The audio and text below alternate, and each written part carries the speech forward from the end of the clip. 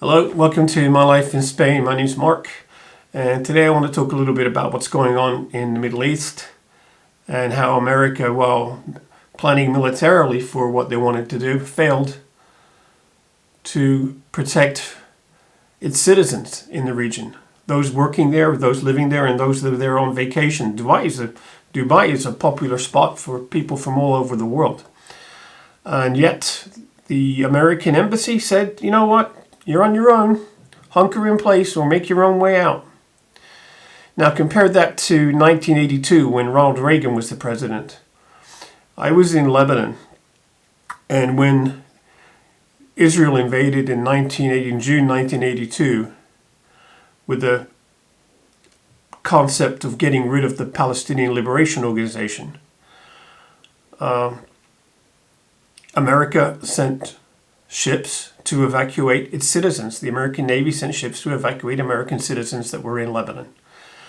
And one day, this is towards the end of June now, we already had sporadic power, water had been shut off, and the fear was that the Palestinians that were held up in West Beirut would make a break through the east and try and make it to Syria. So a guy from the American embassy, I'd never seen him before. He came to me. He said, "Are you so-and-so?" I said, "Yes." He said, "My name's blah, blah, blah from the American embassy. There's a boat coming tomorrow. You need to be on it." So I said, "Okay." He told me where the boat would be, and he said, "Be there, 10 o'clock in the morning." So it was the Port of Juni, which is 15 miles north of Beirut. And sure enough, there were hundreds of people there. There were people from the embassy trying to organize stuff. And then you could see this landing craft coming in. They pulled in, they landed on the beach, like the D-Day invasion. The ramp came down, bam, bam, bam, bam, bam. And then Marines ran out with the guns and said, "Everybody get on board." So we got on board. And these landing craft then sailed out to sea.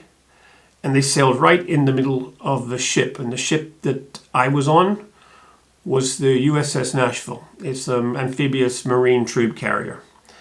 The boat sailed into the ship. We got out. There were tables. They asked us questions. Did we have any guns? Did we have any, drugs? Did we have this and that? I said, no, I'm fine. So, boom, we went through. They showed us where we could sleep. We took the bunks that the Marines had, and they made the Marines sleep on deck. Now, while this was all going on, the captain was coming around handing out ice creams to people. So that was a nice touch, I thought. So anyway, I'm going to say just under a day later, the next morning we get to Cyprus. And they made an announcement on the ship's tannoys that members of the United States Embassy in Cyprus were coming on board. And if we needed any help getting back to the United States, we needed air tickets or money or anything, they would be there to help us. So again, great. And by the way, never once was I asked to sign any papers to say I'd pay back the American government for the evacuation. So I didn't need any help. I had a decent job. I had money. So I stayed in Larnaca for a couple of days, and then I went to the airport and I said, I'll take any flight going west. And I ended up going to Paris. And then from Paris, I made my way to the UK and to my grandparents' house. So then a few months later, after it was all over and the PLO had been sent to Tunisia, I went back to work in Lebanon. But that's the difference of how the government was then to how it is today. Now, how this is going to end up, I have no idea. I have a guess.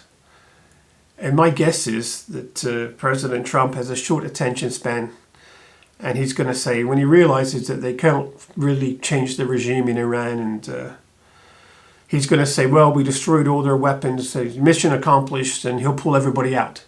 That's what I think is going to happen. I hope that happens, because the sooner this ends, the better it is for everybody. I mean, right now, Trump's going to be looking at the stock market today, and he's going to be looking at the price of oil, and he's going to be thinking, uh-oh, did I make a mistake here? So, well, when I say did he make a mistake, he's managed to get everybody's attention away from everything else that was in the news, right? He's also done Russia a huge favor. Their price of oil going up. Russia's making more money now. It's taken all the news away from Ukraine.